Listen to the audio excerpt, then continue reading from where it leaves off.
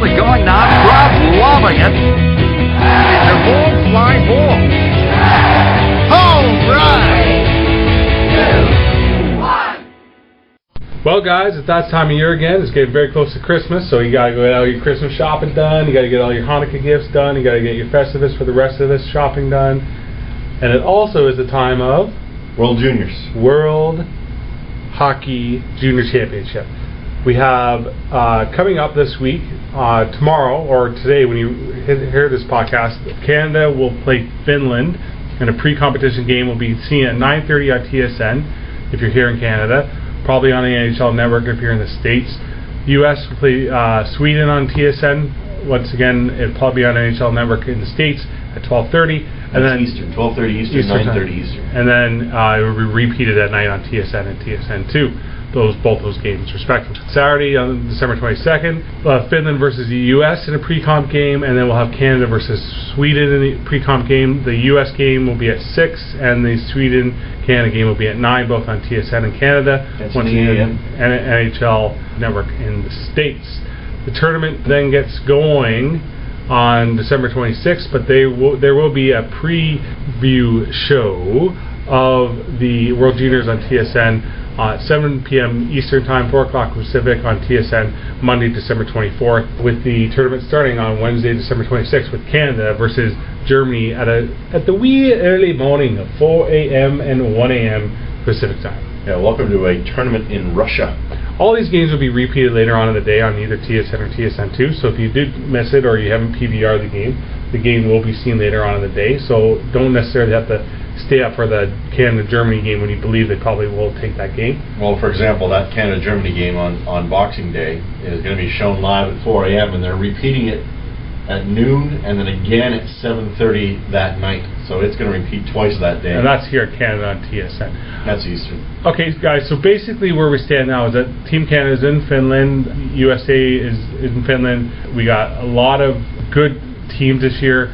Russia seems to be very strong.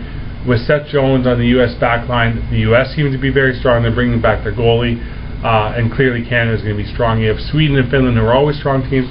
Czech Republic is always a good team as well. So you always have teams that are coming into this as sleepers and favorites, and you never know what's going to happen. I personally like the Team Canada roster. Looking at it right now, they probably have Malcolm Subban as their starter, but Jordan Binnington is the under-the-radar guy. He wasn't invited to the Russia Summit Series in the summer, but he's definitely pushing to be the starter this time around. It's turned out to be those two in the middle. They announced today that Subban's going to start the first game, and that's just a pre-comp game, so you never know, right?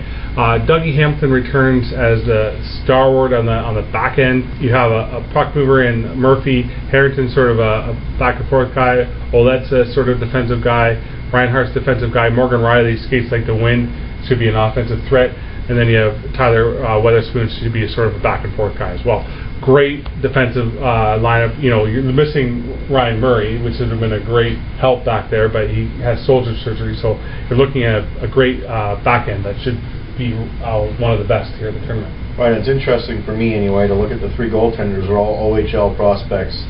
And on the defense, you've got only one guy from the Q, and that's Xavier Ouellette. The rest are OHL and WHL. Now up front, without getting into basically all the guys, you're definitely looking at Nugent Hopkins, Jonathan Huberdeau, probably Scheifele up at the top. Three guys. Boone Jenner's going to be a third center. You got to look for Ryan Stone as your second center. Jonathan Drouin is a great prospect. He seems to be tearing it up right now, so he's going to be on the wing. And then you have Nathan McKinnon, who could be your fourth liner. And he could be the number one overall pick. I think this team is deep. It's very strong, very skilled.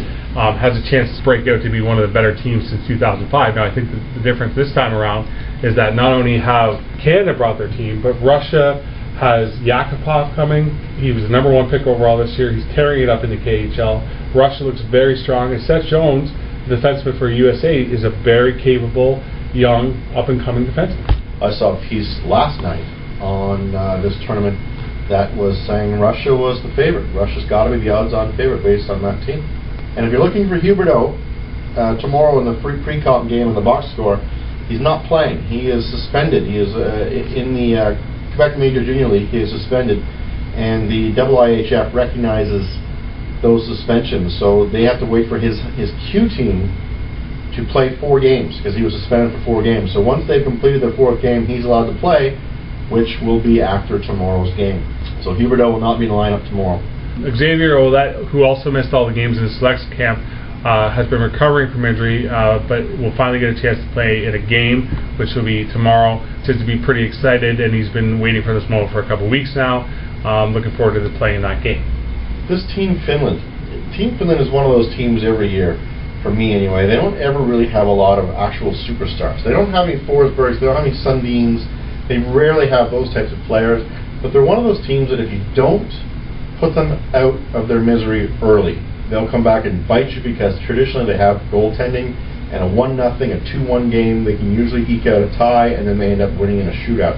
So this Finland team, I mean, this is the same team you see every year for me, as far as I'm concerned with Finland, is that you just don't see anybody really stand out that I'm aware of anyway in this team, but it's a team that I never, ever take lightly. You never can count them out.